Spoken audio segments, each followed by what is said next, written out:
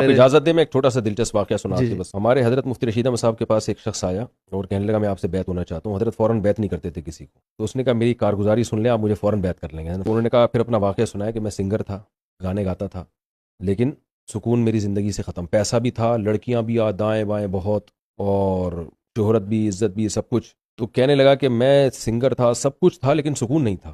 میں بہت شارٹ کر کے سنا رہا ہوں یہ واقعہ, میں نے بیان میں کافی ڈیٹیل سے بتایا. یہ کہہ رہا ایسی بے سکونی جس کی وجہ بھی سمجھ میں نہیں آ رہی. شادی بھی کر لی, بچے بھی ہو گئے کہ شاید اب سکون مل جائے, پھر بھی نہیں. کہہ رہا وجہ سمجھ میں نہیں آتی تھی بے سکونی ہے کیوں. نتیجہ یہ نکلا کہ میں نے جا کے خودکشی کا ارادہ کیا, خودکشی کے بالکل قریب پہنچ گیا. بجلی کی تار تھی جس کو اس نے لٹکنا تھا اس سے. کہہ رہے ایک سیکنڈ کے لیے میرے دل میں آیا کہ یار مرنے سے پہلے ایک دفعہ قرآن پڑھ لو. تھا مسلمان, یار چلو اب جا ہی رہے ہو نا دنیا سے. کسی زمانے میں کالج میں تھوڑی بہت عربی سیکھی ہوئی تھی, تو تھوڑی تھوڑی مجھے عربی آتی تھی.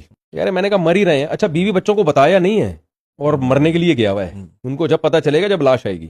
کہہ رہے میں نے جب وضو کیا, قرآن کھولا, اب تک کہہ رہے میرا ارادہ موت ہی کا تھا. جیسے ہی قرآن کھولا نا تو آیت آئی الا بذکر اللہ تطمئن القلوب.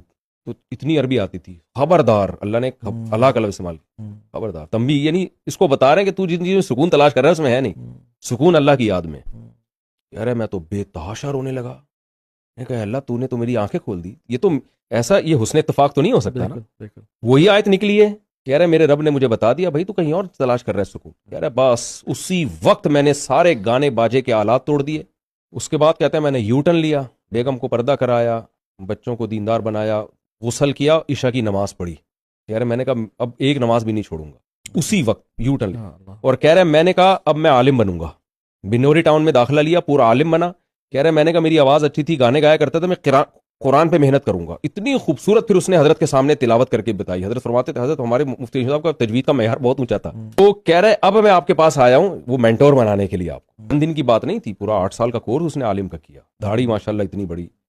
پھر وہ حضرت کے ہاتھ پہ بیعت ہوا, اور اللہ کی قدرت چند دنوں بعد اس کی کوئی میرا خیال ہے یعنی کوئی بیماری ہوئی, انتقال ہو گیا اس کا. تو اللہ نے اس کو ایسا اونچا مقام دلانا تھا, جہنم کے ایک بالش قریب تھا یہ, بلکہ اس سے بھی زیادہ. کہتے ہیں میں قریب جا چکا تھا بالکل. میں نے, اور نیت یہ نہیں تھی قرآن پڑھ کے میں توبہ کر لوں گا, نیت یہ تھی ایک دفعہ یہ کر کے, کیونکہ مسلمان ہے بہرحال, ایمان کی ایک رمق ہے, اس کے بعد میں مروں گا. تو کیسا اللہ نے اس کو گھمایا, پورا عالم بنا کے رخصت کیا. اللہ نے کہا نہیں ایسے نہیں تم آؤ گے ہمارے پاس.